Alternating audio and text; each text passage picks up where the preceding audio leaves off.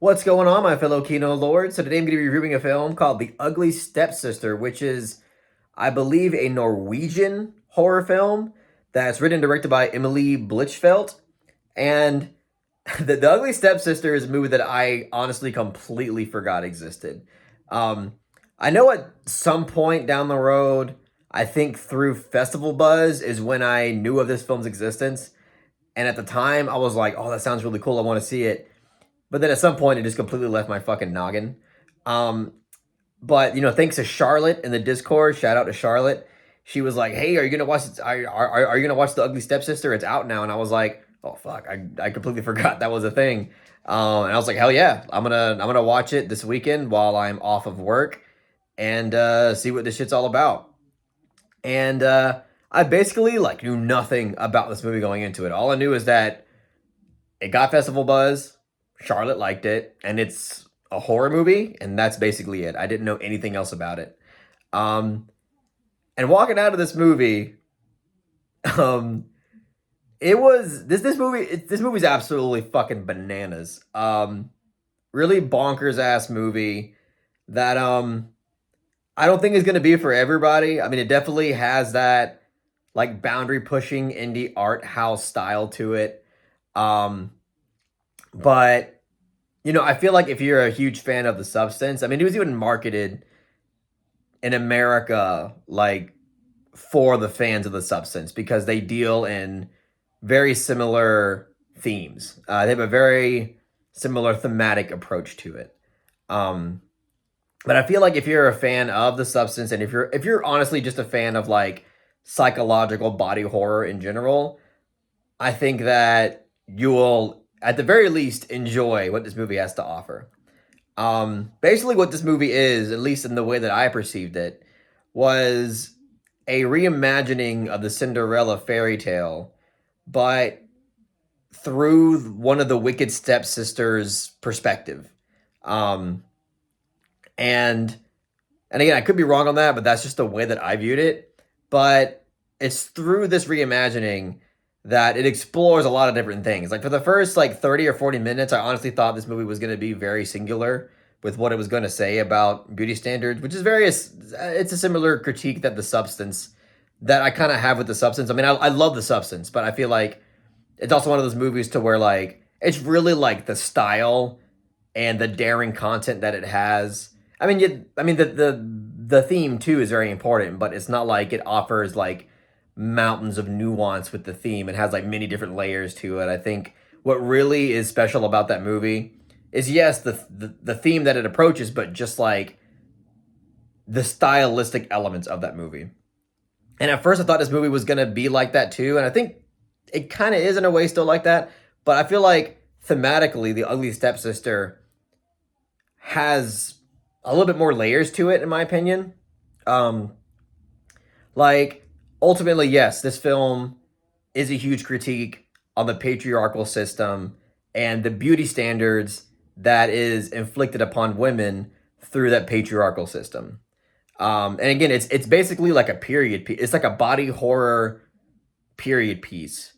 And in these times, of course, women were given no choice but to rely on royalty and to rely on marriage in order to have a decent life. And I think, this is a great foundation to explore these themes, and it certainly does. Um, and, but yeah, like, again, I think that this movie, its central theme is a huge critique on patriarchal beauty standards, but there's also like themes in here about like ultimately this movie's a big cautionary tale. Let me just say that. Um, on it to me, it's a huge cautionary tale on the desire for women to cater to those beauty standards in a way. Um, it kind of shows you the kind of like futile and abysmal outcome that will happen if you do decide to go all in towards the system. And um, there's also a huge theme here between there's at least in my opinion, there's a huge theme here that it serves as a cautionary tale between um, you know, believing fairy tale as reality. Like I feel like first of all, this main character in this movie is heavily flawed, and that's by design. The main character of this movie, to me, is very naive, is hell bent on achieving, that fairy tale patriarchal fantasy that's been embedded in her head since she was a child, and she will basically stop at nothing to achieve, the very like fantastical outcome of this fairy tale, which is ultimately to marry the prince. And throughout this whole movie, she is competing, you know, with her stepsister, who has a more like obvious conventional beauty to her, in order to impress the prince and marry him. Not only for riches, but also to, achieve this fantasy idea of reality in her head. And I feel like this also, like, again, to me, this movie is also a huge cautionary tale on, um, just basically warning people, not just women, but people in general, to understand the difference between fairy tale, fantasy, and reality. Um, and it's I mean, in the movie, like she basically the story that she reads that implants this idea in her head is a fairy tale that I'm 100% sure was written by a man, and it's what again kind of brainwashes her in a way to believe that this is what her ultimate life goal should be.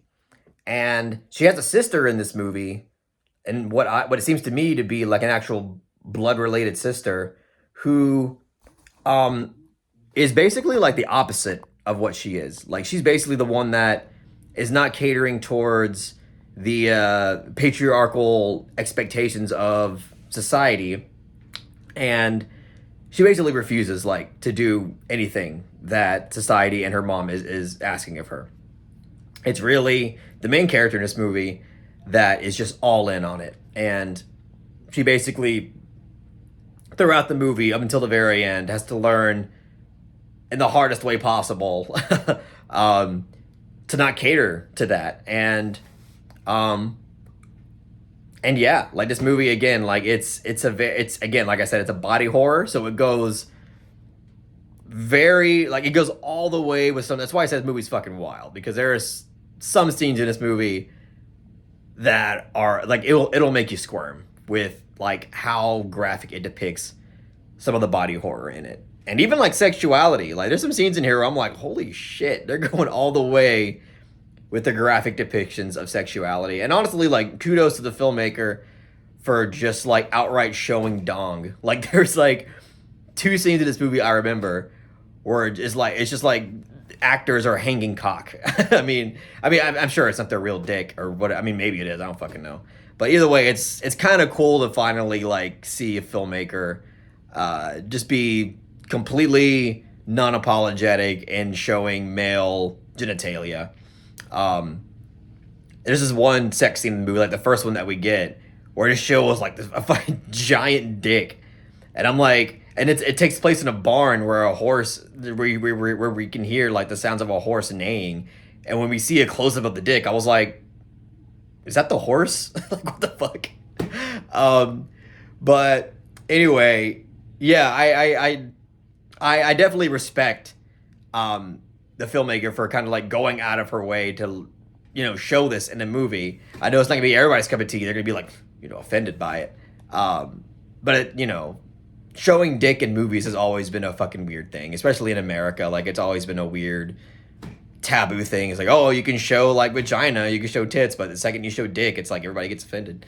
But anyway, yeah. So there's a lot of like there's a lot of explicit and graphic content in this movie. Let me just say that. It's not like so reoccurring. Like it's not like it's relentless with it. Like I think the substance might be a little bit more relentless with it, where it's like constant. It's like fucking beating you over the head with it. But this one, I feel like it kind of, for the most part, gives you some space in between.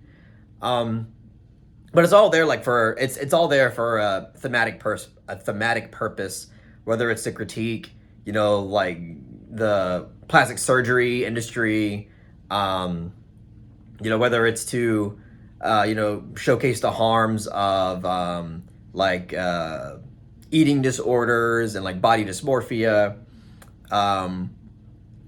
And yeah, like the ending to this, like I ultimately ended up loving it more because of the actual ending. Like I think the ending is really great, and I think the performance from the lead actress pretty much throughout the entire film is fucking incredible. I think her name is Leia Marin. I forgot exactly, but I think it's something like that. She is fucking phenomenal in this movie. She is so fucking great. Kudos to her. Exceptional actress. Really, like all the acting in this movie is really good. Um, but but yeah, like the ending to this movie is like it's so gruesome and in a way feels, I mean, in one way, like again, it's a cautionary tale, so it's going to be tragic. But since the main character was deeply flawed, and like we all know this as the audience that she was flawed, it doesn't feel as tragic. But it's definitely supposed to be like a tragic cautionary tale.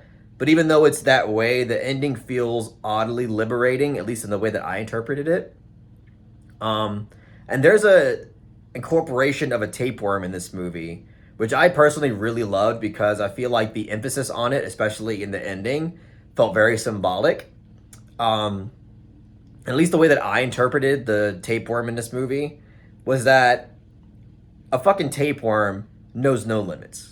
Like a tapeworm will just keep eating and growing and has absolutely no respect for limits or discipline or anything. And I feel like that is very similarly reflected into the main character, to where there's so many times where she could have drew a line in the fucking sand and said, you know what, fuck this, fuck the prince, I'm not going to continue to act like a fucking, desperate person just for their attention, regardless of what I want, regardless of anything. I'll have some level of self-respect. And the entire movie, it's like she doesn't necessarily do that. And I feel like the symbolic nature of the tapeworm is the same. Like there's no limit. Like where does it draw the line? It doesn't. It just keeps going and going and going and going until it eventually fucking dies. And that's the way that I read into the tapeworm thing. And again, this is just my reactionary interpretation of it. Maybe on second viewing I'll view it differently, but the way I walk out of it is the same way. At least in the same way that I'm telling you now. I'm kind of rambling now, I apologize. But anyway, that's probably all I'll say about the movie. Look, I really enjoyed this movie. I think it's a fucking bonkers ass experience. Love the body horror in it. I think the effects of the violence itself and the body horror is very good, very convincing. Performance is really great. And yeah, I think overall, like, if you're a fan of this kind of stuff, I don't think this movie will. I don't think this movie will upset you, and at least in terms of like how you feel about it. But I don't know. I guess that's all I'll say. I don't want to keep rambling. So, The Ugly Stepsister. I'll give The Ugly Stepsister a soft 8 out of 10. I really enjoyed it. I'll probably watch it again at some point.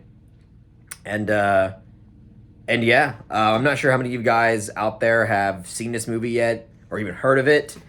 I would love to hear what you think of this movie in the comments section. Yeah, that's basically it, guys. If you really enjoyed this video, please give it a thumbs up and share it amongst your friends. And don't forget to subscribe to the channel to be updated on more film-related content.